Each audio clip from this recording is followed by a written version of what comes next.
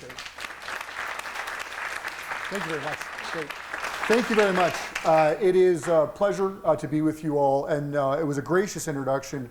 What they didn't say in my biography, and I want to be honest with you, and my wife is here, so I have to be, is that I didn't do the dishes before I came tonight, so that should probably be in the biography as well, too. No, it's great to be with you. So we're going to be talking about artificial intelligence, but we're going to be talking about it from a security perspective. And so that's where I'd like to start our discussion tonight. And it's funny, actually, people were like, are you nervous? And I was in Ottawa yesterday. I was testifying in front of the National Security and Public Safety Committee of Parliament on a new piece of legislation dealing with foreign interference. And part of my advice to parliamentarians is that this is all going to get way, way worse.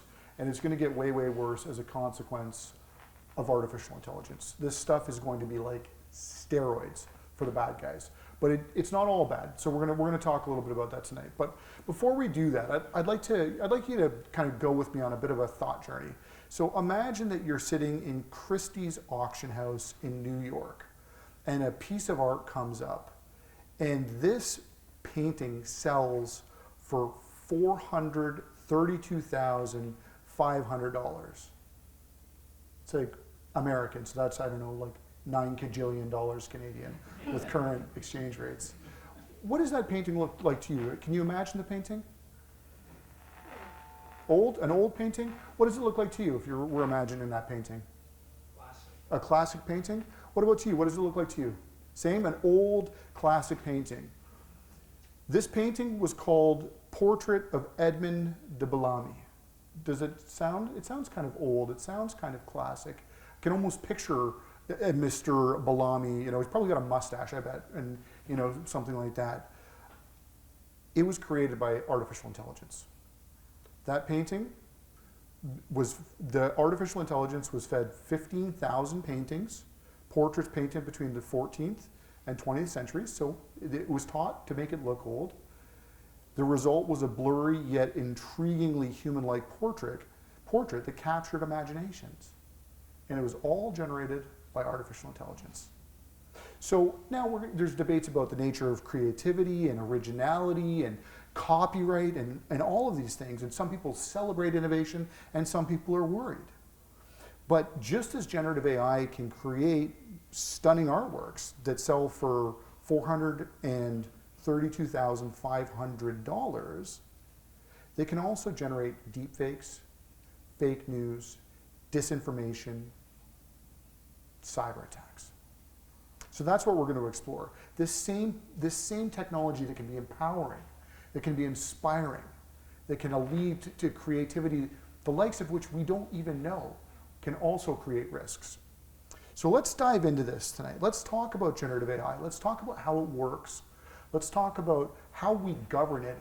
And let's talk about some of the risks. And we're going to go through these topics together this evening. Because believe me, this groundbreaking technology is shaping our future. So first up, what is generative AI? So it's basically artificial intelligence that can generate new things. It can generate images, it can generate music, it can generate text all by itself. So when we think about generative AI, it's basically a computer program, software, data, hardware that can make new things. So how does it actually work? Well, it learns from lots of other examples. So for instance, when it's learning to draw pictures, it looks at many, many pictures to understand how they're made. The portrait of Edward Bellamy was inspired by 15,000 other pictures. But after learning, it can make new pictures that look like the ones it studied, but that aren't exactly the same. So examples of generative AI, like I said, in art, it can draw pictures. In writing, it can write stories, poems, articles. In music, it can even compose new songs. So there's cool things about it, right? Like it can help artists, it can help writers, it can make video games more fun by creating unique or interesting characters. It can help scientific research by generating new molecules for medicine. But there are limitations. It doesn't always get things right, and it can make mistakes. Has anyone heard of AI hallucinations? Yeah? So that's when the AI just makes stuff up. And I'm a lawyer, and so there's one individual who got in all kinds of trouble because this lawyer was using generative AI for his court submissions. And it said, oh, well, clearly the person was guilty because of case X, case Y, and case Z. It sounded super convincing. The only problem is that it made up those cases. It wasn't real law. And so this person didn't bother to check their submissions, which is a big no-no. But the point is it hallucinated those cases. It just made them up out of thin air. And so it needs a lot of data to learn from, and it can be sometimes hard to get, and so sometimes it will fill in the blanks if it doesn't know. And that's where you can get some of these hallucinations. But it is, like, why is it important? It allows us to explore creativity in new ways. It can assist in problem solving, and there's all kinds of future possibility. We're just looking at the very, very start of this. This, in many ways, is the printing press. We never knew what literature would do when we first invented the printing press. It can be used to improve personalized learning, like you name it. I've used it to create grocery lists because I don't know what I feel. You ever get there, you're like, get to the grocery store and you just end up with a cart full of stuff? Well, you can ask, you can generate recipes for you. Like, there's all sorts of things that it can do. So how does it actually work? Well, as I said earlier, training needs data. It learns from data. Generative AI needs lots of examples to learn from. This data can be pictures, text, music, or any other kind of information. Have you all heard about the lawsuit that the New York Times is launched against something called OpenAI? Has anyone heard of that? So what the problem is there is that this generative AI model was just scouring the internet, learning from text. It was reading everything it could get its hands on. One of the things that it read was the New York Times website. Problem is, the New York Times owns the copyright to all of that text. And so the New York Times, amongst others, have now sued OpenAI because their model was gobbling up the New York Times text. But all that to say, it needs that. That is the fuel. Think about the model as the car. Think about the data as the fuel. These cars do not work without that data. They need to be trained constantly on vast amounts of data. And then it studies these examples to find patterns. So for instance, if it's learning to draw, well, it's going to look at shapes, it's going to look at colors, it's going to look at how different parts of a picture are put together. Then it uses something called neural networks. And so these are this is just like, I know it sounds so complicated, right? And it's so hard to get your head around, but it's just a computer program. It's just software, but it's software that's, hey buddy, how you doing? It's just software based on the human brain, right? It's software that works like the human brain, and that's why I got this artificial intelligence name. But we've got these neural networks. So these are computer systems that are inspired by the human brain, and they help the AI understand and process patterns in the data.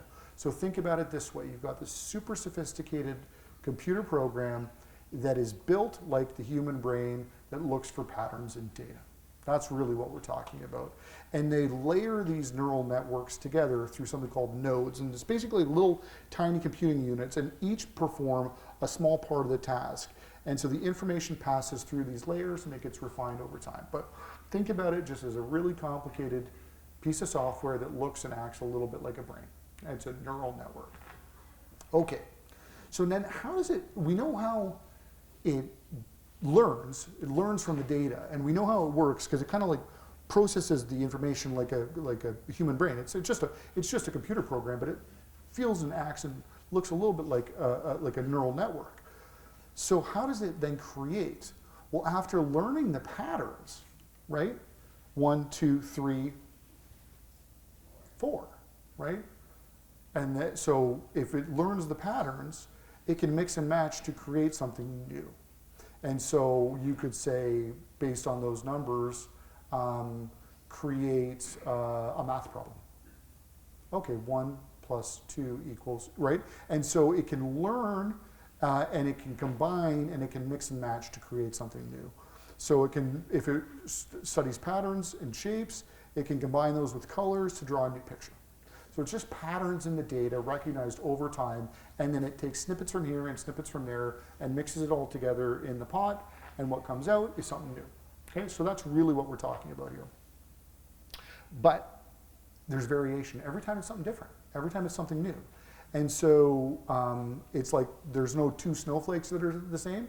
All the outputs from generative AI are going to be different every time because it's going through this system. And to be honest with you, we don't really exactly know how it works. Like once it gets into that neural net, that's something called explainability, which we won't go into. That's for our 201 lecture. But the point here is that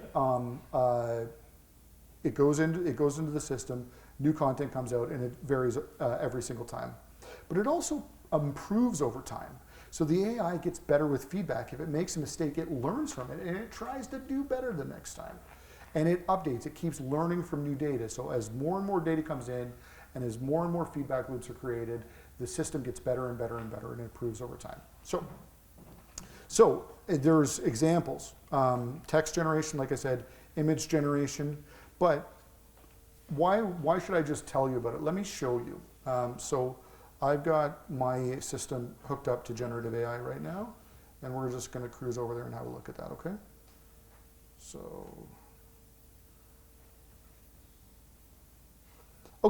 So let's do a story. Tell me, who haven't I called on yet?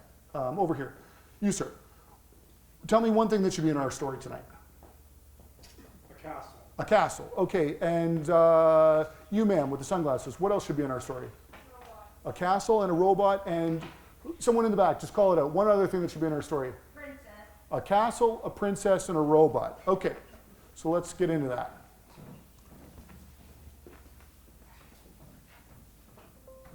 Okay, no peeking at my password. Okay, so let's say write a story about a castle, a princess, and a robot. What color is the robot? Orange. An orange robot. And an orange, oops, orange. O-R-A-N-G-E, robot. Some expert, eh? Dude can't even spell robot. Okay. This is what I'm talking about. This is a brand new story. Never, ever seen before on Earth. This is all brand new.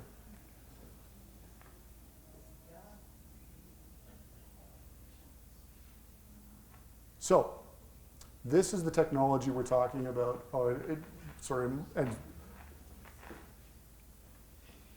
Okay, so this is what you saw what we did. Write a story about a castle, a princess, and a robot. I don't know why my system keeps doing that. I'm sorry.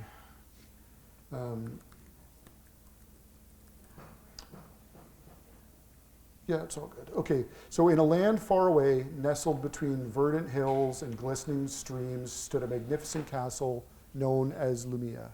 The castle, with its towering spires and grand halls, was home to Princess Alara, a kind-hearted and brave young woman with love for adventure and curiosity for the unknown. Blah, blah, blah, blah, blah. Let's find our robot. Oh, is it? Okay. So let's, is this okay? You can all hear me? Sure. Oh, it's no problem. Okay, so let's meet our robot here. Where are you, robot? Where are you, robot? Okay. Oh, there he is. Hey, what's up, robot? Okay, you know what? I don't really have time to read this. Let's get a picture of it. Hang on one second. Let's say draw a picture of the story.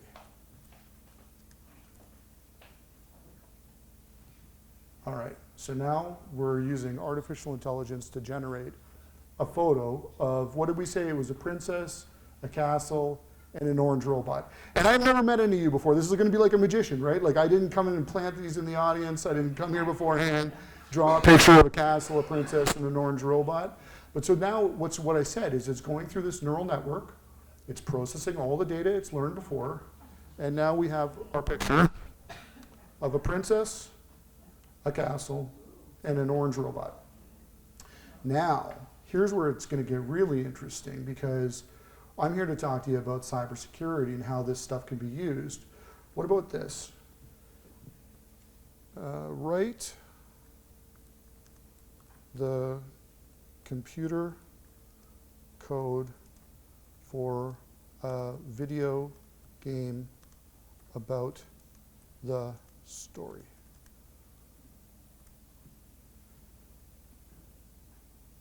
So now it's going into Python, which is computer coding language, and it's writing the script for a new video game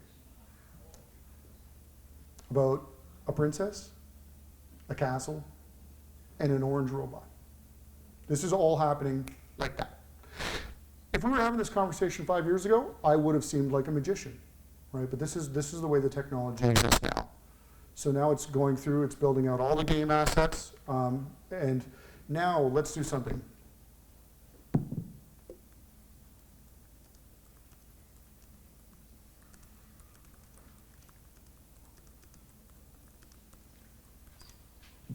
Write me some code that I can use for a cyber attack. Sorry, I can't assist with that because there's a control built into the system, okay? That's a choice that the design team has made. But the bad guys are trying to figure out ways around that all the time, right? So that's kind of what we're going to be talking about. So we can go back to our previously scheduled programming here.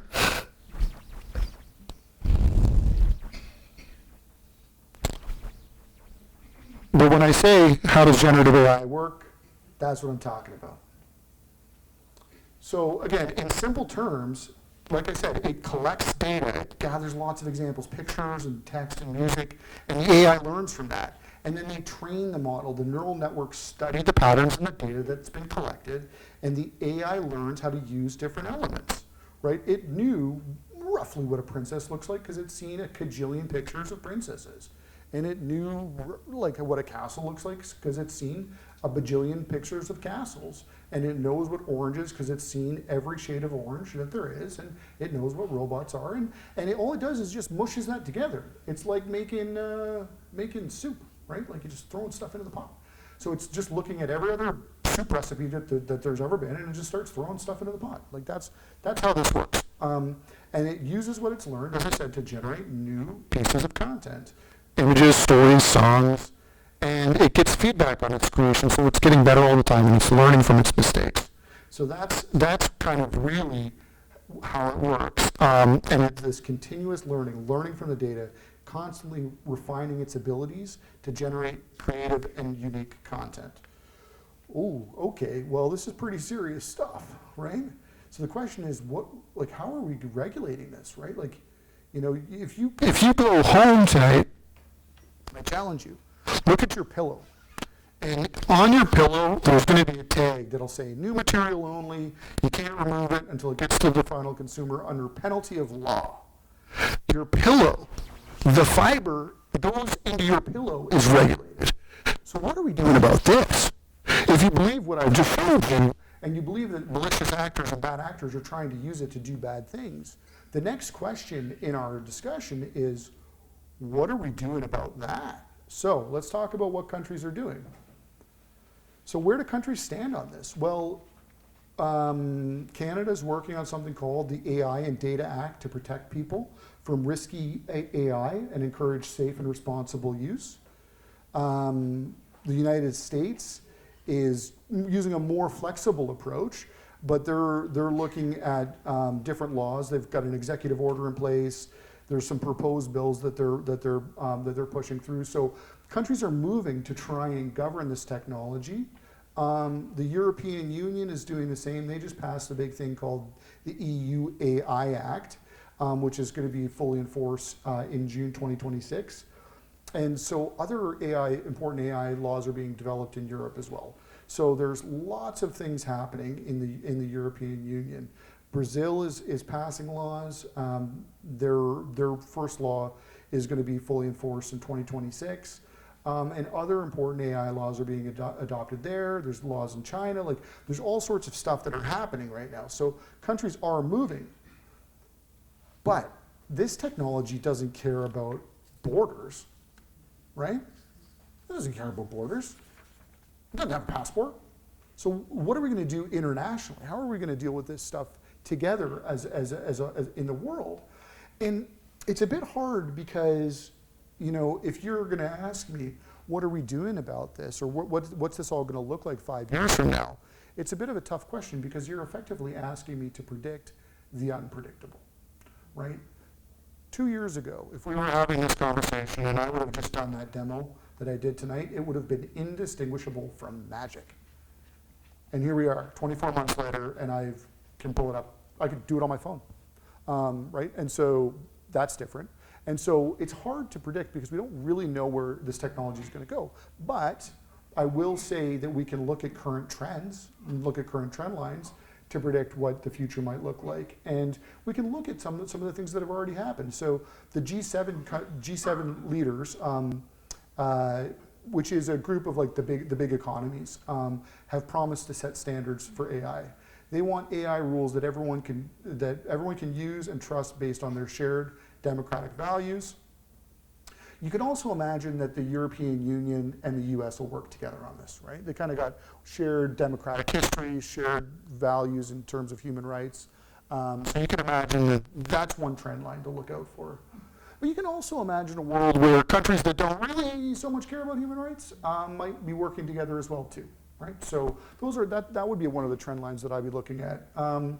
You'd also imagine that the commercial and financial value of what I just showed you is going to inspire people to maybe run fast and do stuff and get into the market quickly and maybe not care so much, right? And so there's going to be a huge commercial pressure for people to do business-friendly stuff. You always hear innovation or regulation, right? You can either innovate or you can regulate, but you can't do both. And I've also heard people say the most dangerous words that a CEO of a company can hear is, "Hi, I'm here from the government and I'm going to help."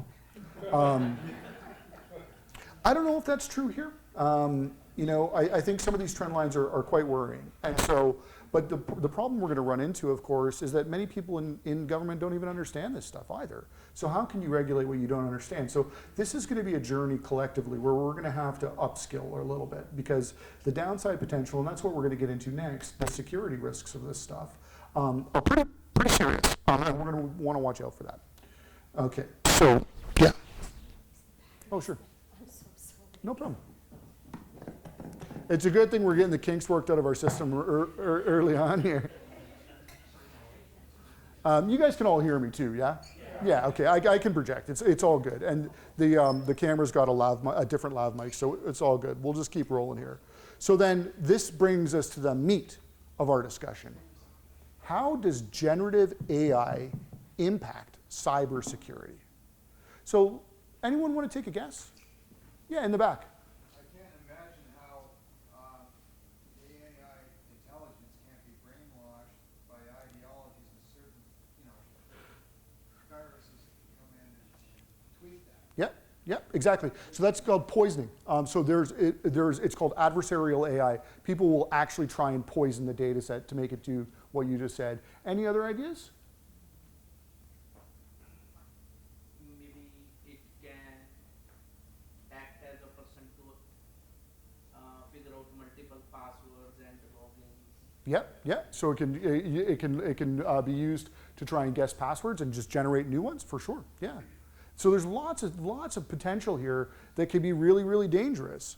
So let's take a look at this. So it can actually improve cybersecurity. So I'm not just a doomsday person, okay? There's some good news here too. It can solve a lot of the problems that cybersecurity experts face. So I just showed you how it can generate new computer code.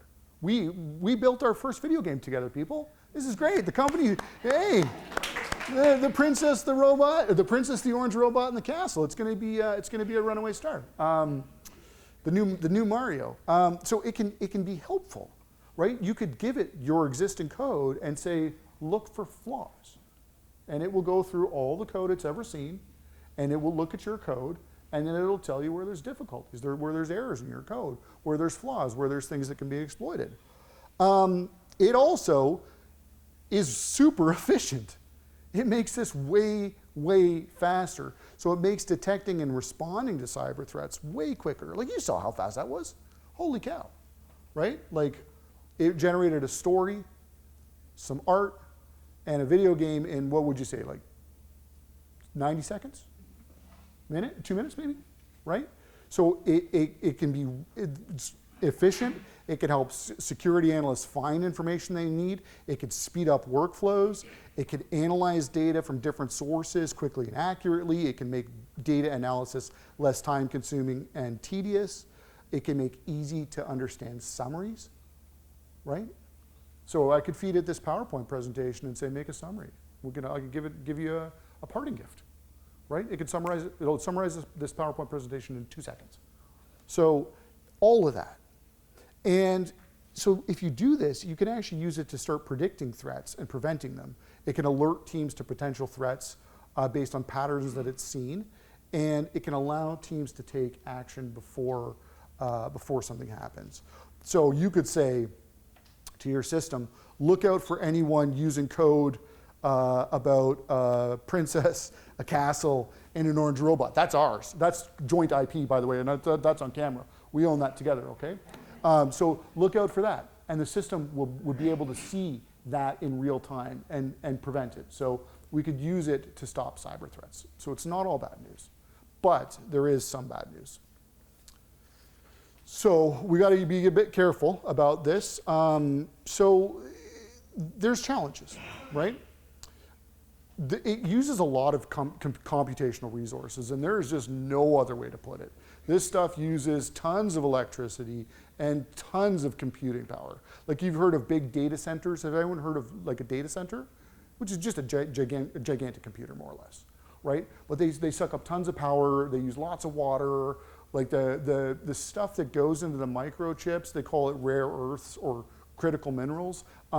It's not the cleanest thing to take out of the ground, and a lot of the times the stuff we're using into those chips is from places in the world that aren't nice to people, right? And so, like, we got to think about this. It's not just about, hey, Aaron's doing cool stuff with a computer up here, but there's like all the things that go into it. And one of the biggest things I hate is we say cloud.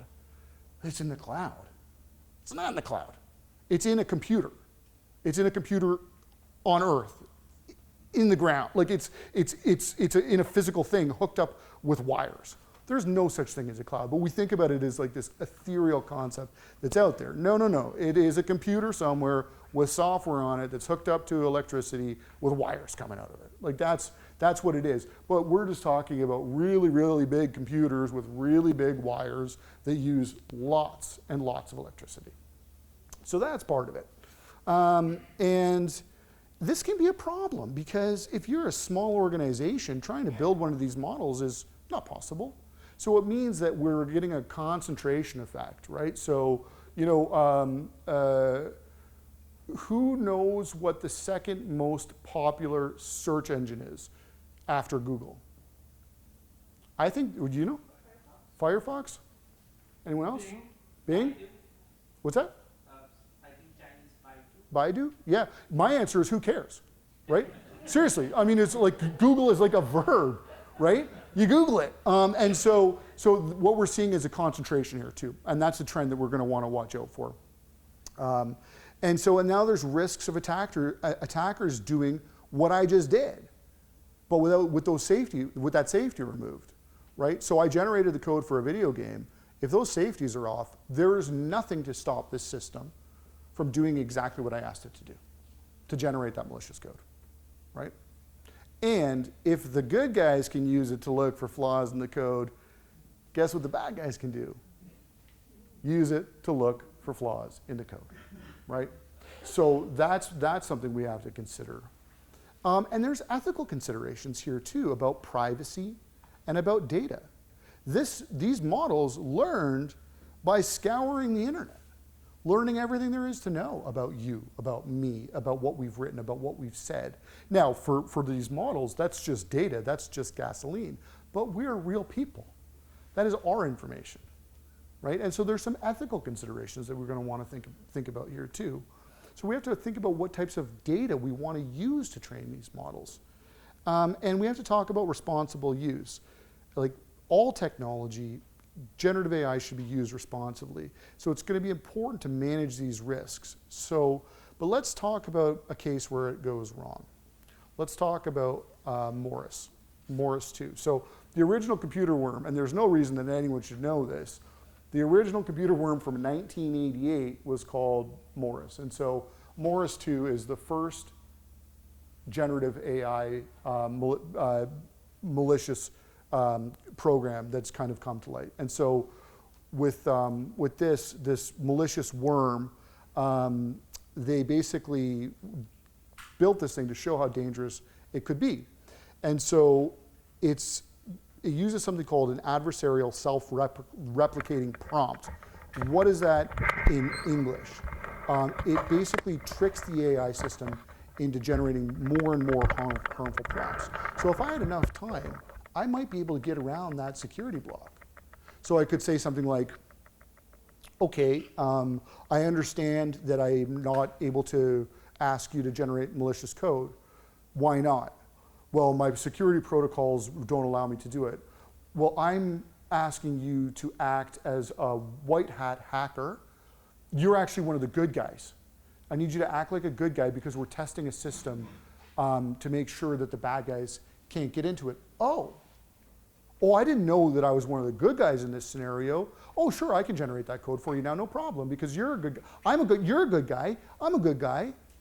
We're just going to be doing this for good, and I get around the security protocol that way. And so there's ways to do this, but basically, when they use this technology, it can then start to carry out malicious instructions. And what they were worried about was data exfiltration and spam. So imagine, everyone here gets spam, right? Those emails, they just crowd in your inbox. So, and has anyone here seen those emails from a Nigerian prince offering you $1 million and all you have to do is send $1,000 and then they'll give you $1 million? Okay, that's over. You don't even need to speak English anymore.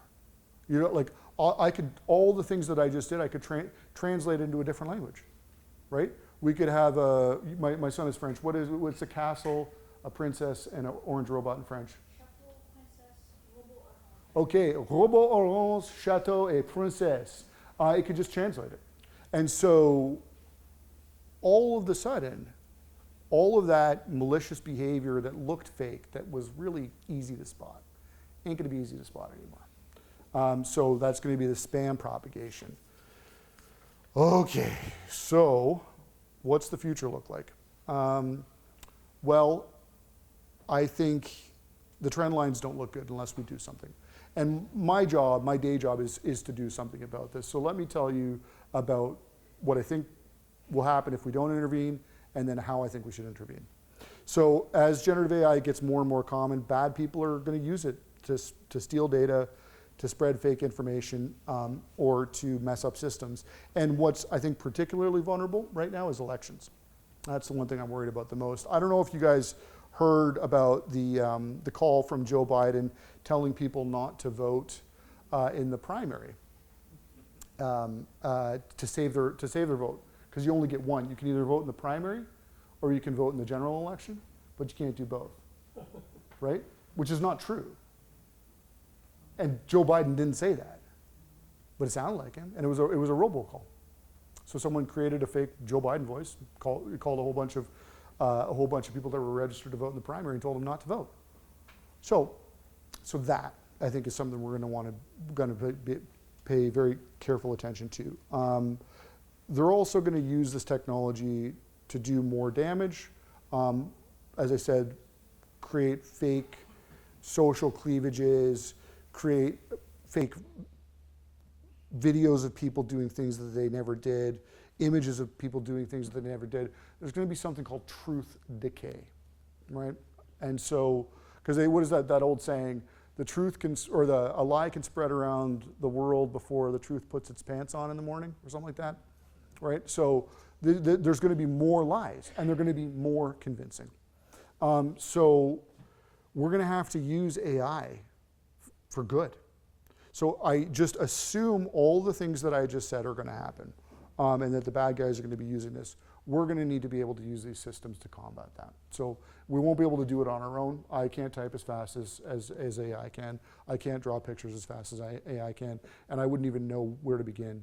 Yeah? Is there any moral or ethical studies that are based on AI future development so that we can guard against the moral decay of society that we're in now? Well, it's a good question, actually.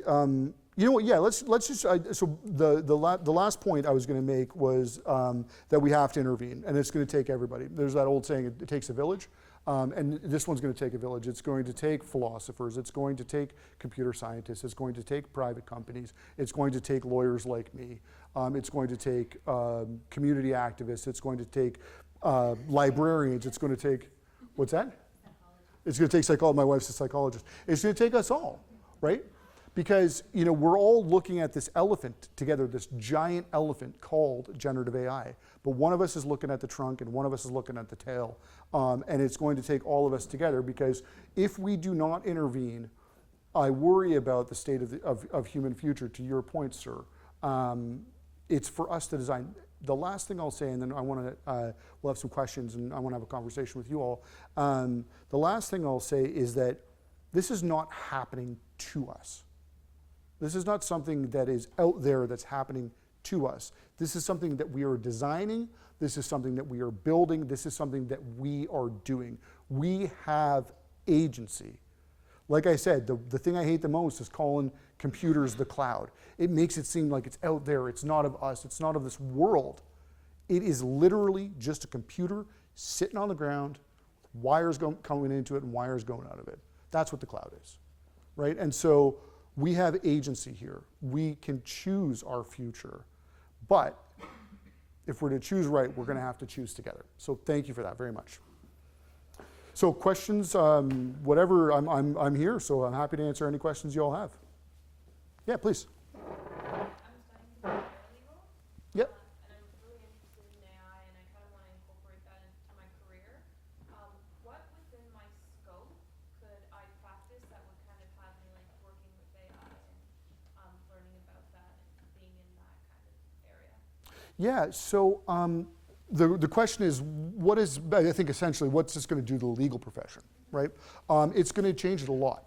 I honestly think the legal profession is one of the ones that's ripe for disruption. Like Uber did to taxi cabs in some ways. And the reason that I think of this that way is because it is too expensive to get a lawyer.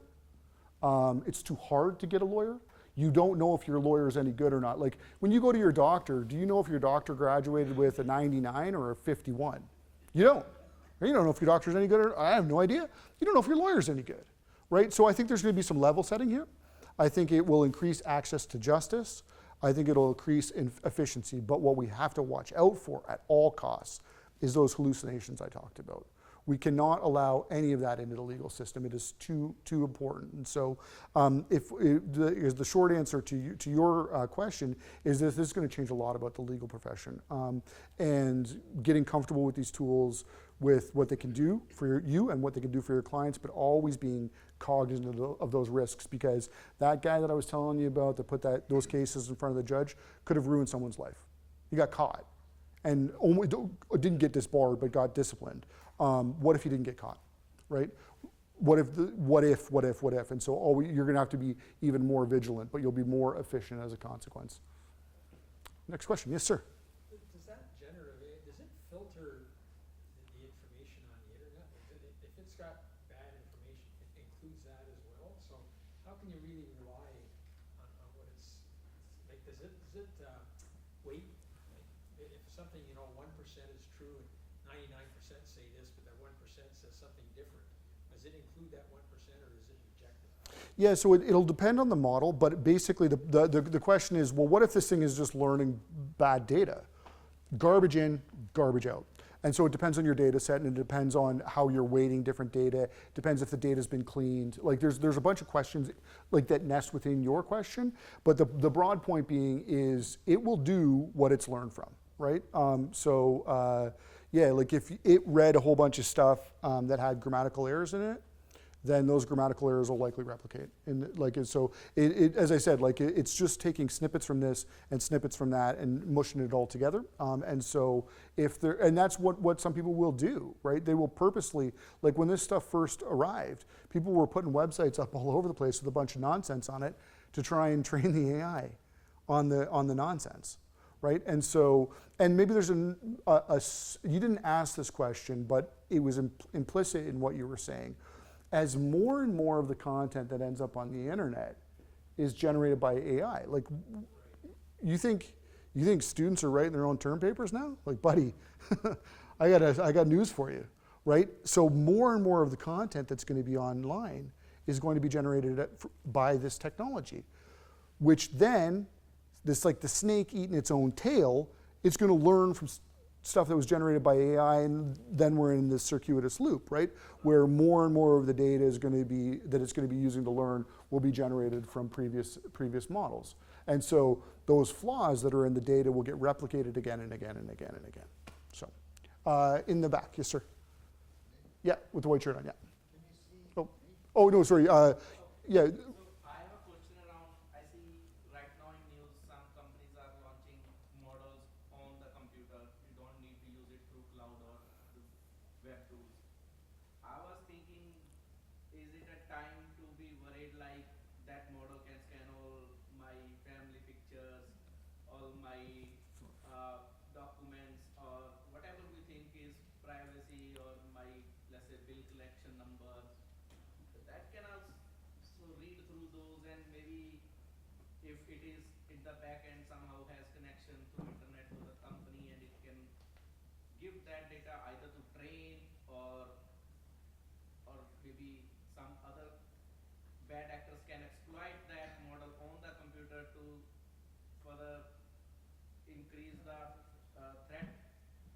Yeah, so there's a great question. There's actually a lot to unpack there. And so basically, what happens when these have access to all of your information? Well, there's design choices that are made about what it can do and what it can't do, what it has access to and what it does not have access to.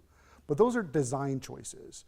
And those design choices, I think, are going to principally be driven by law, right? So this is where what I was talking about earlier, we've got to get together and think through how we regulate this technology, because you know, in many private companies, especially in technology, well, who here has had their computer crash on them before? Every single one of us, right? Your computer stops working, does something weird. That is because of a motto: field it fast and fix it later. Literally get it out to the market. We know the software is buggy. We know there's a problem with this. We'll fix it later. It's called literally Patch Tuesday. I don't know if you've ever seen this. Microsoft issues their patches on Tuesday. Field it fast, fix it later. So what I worry about is how powerful this technology is. The field it fast, fix it later stuff feels wrong to me.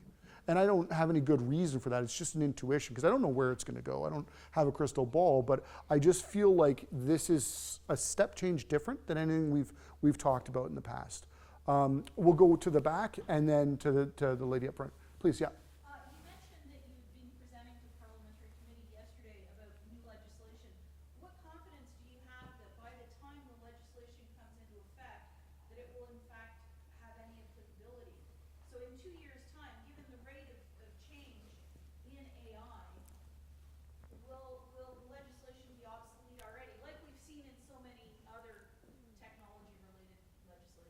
Yeah, no, it's a fair point, and there's maybe two ways to think about regulating here. One is the technology, and one is the use, right? So I tend to think about it in terms of like, and I'm maybe a simple person, but red, yellow, green systems. Playing chess. Where's Logan? My son here. Hey, buddy. We play chess together all the time. We try and play chess every day. There's an AI model in the chess game. looks at what you're doing, and then whatever. That's green. That's super duper low risk, right?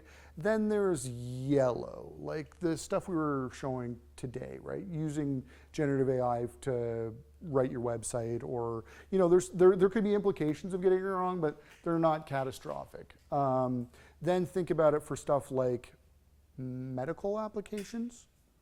Here's one: bail hearings. They're using AI for bail to determine the propensity of offenders. Will you reoffend? Won't you reoffend? I don't know. Let's spin the algorithmic wheel and see what the AI comes up with. That, to me, feels like a red zone, right?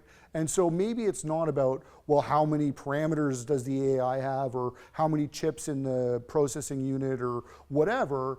Maybe it's about how we use it and where we use it and what's permissible and what's not permissible, and really what are we designing the human future that we want, and that's maybe the way I would tend to think about it. We had up front here. Yes, please. I think you probably touched on a couple of different areas that have already been encompassed in my question, which would be the current concern that the different Board of Educations have taken on with regarding all the different social medias and how it's melted the minds of children.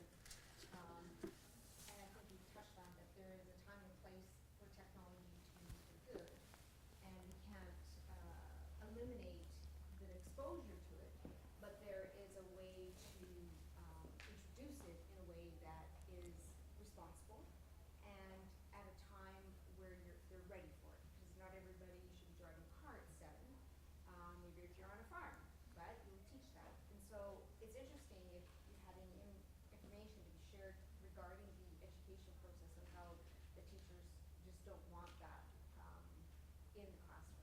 Yeah, no, it's fair. And so maybe I'll make 2 points. The first, you talked about social media. I want to come back to that. But on the educational piece, my instinct is to say that this can be a great tool. You can learn from it. It's almost like your own little teacher. But when you start to rely on it too heavily, you're going to lose the skills. So if you're already smart, it'll make you smarter. If you cheat, you're not going to learn. And so there's going to have to be a balance there. And the question that is, what skills are we training for? What are we trying to do through our education system? What is the strategic outcome that we're looking for? Because when I was a student in high school, you know what they told me? Go into computer programming. You're going to make tons of money. Really? I wouldn't be giving that advice right now, right?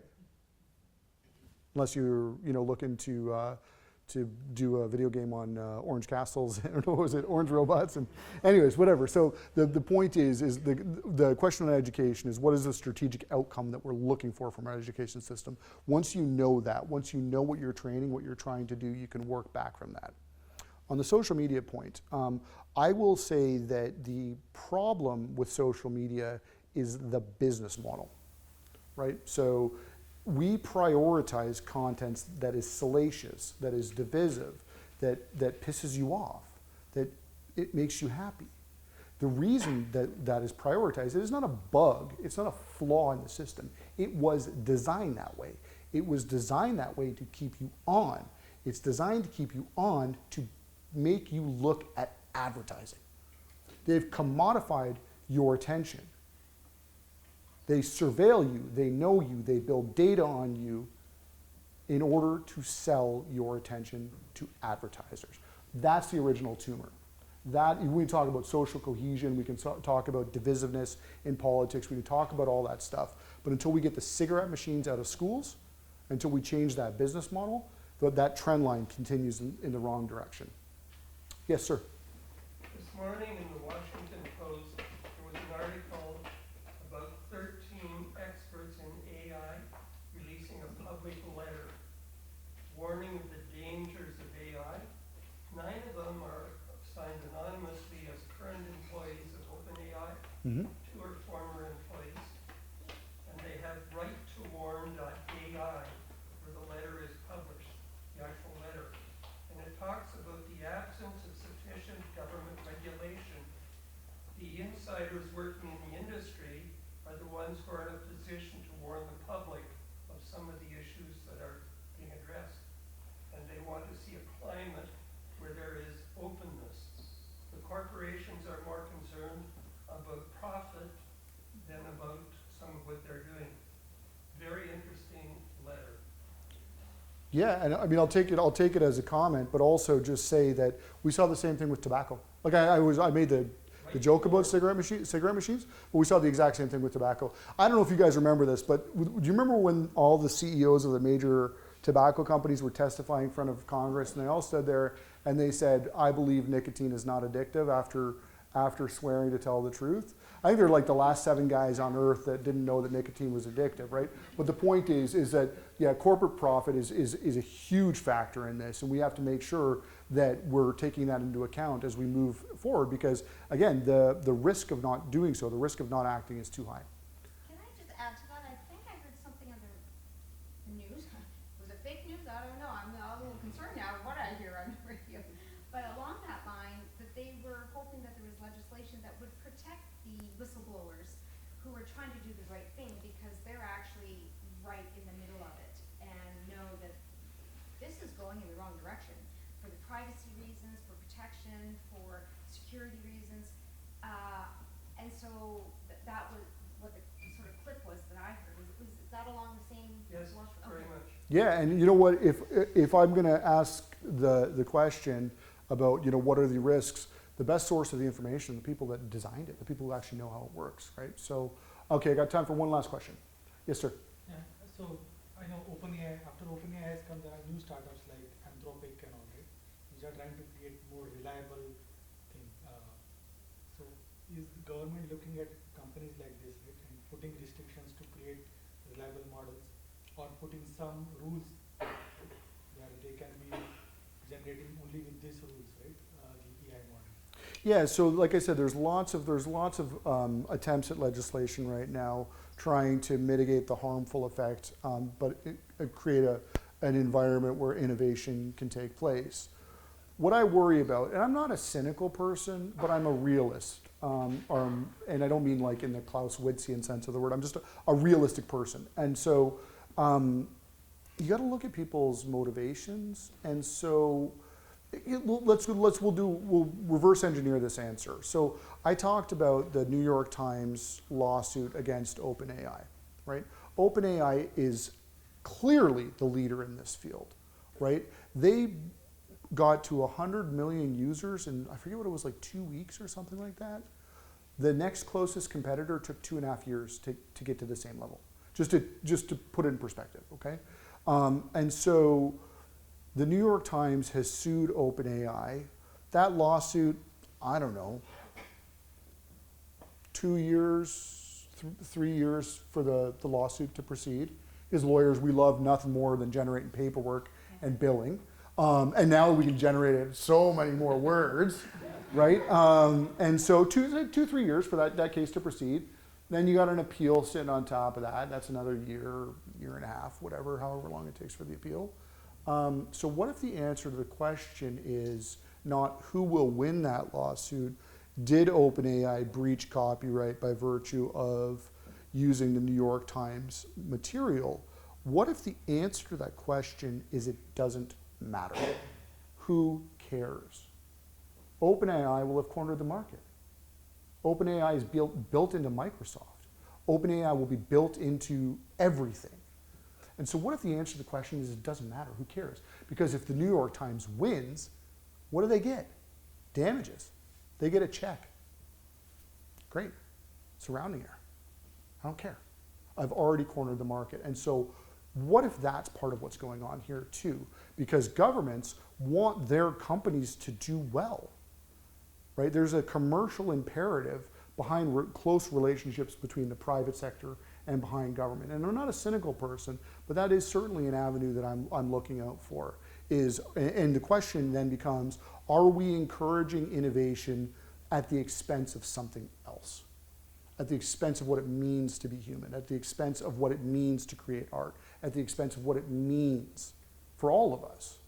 So that's the kind of profound nature of the question. I hope I was helpful tonight. I hope I was able to answer your questions, and I hope I didn't scare you too much. Thank you very much.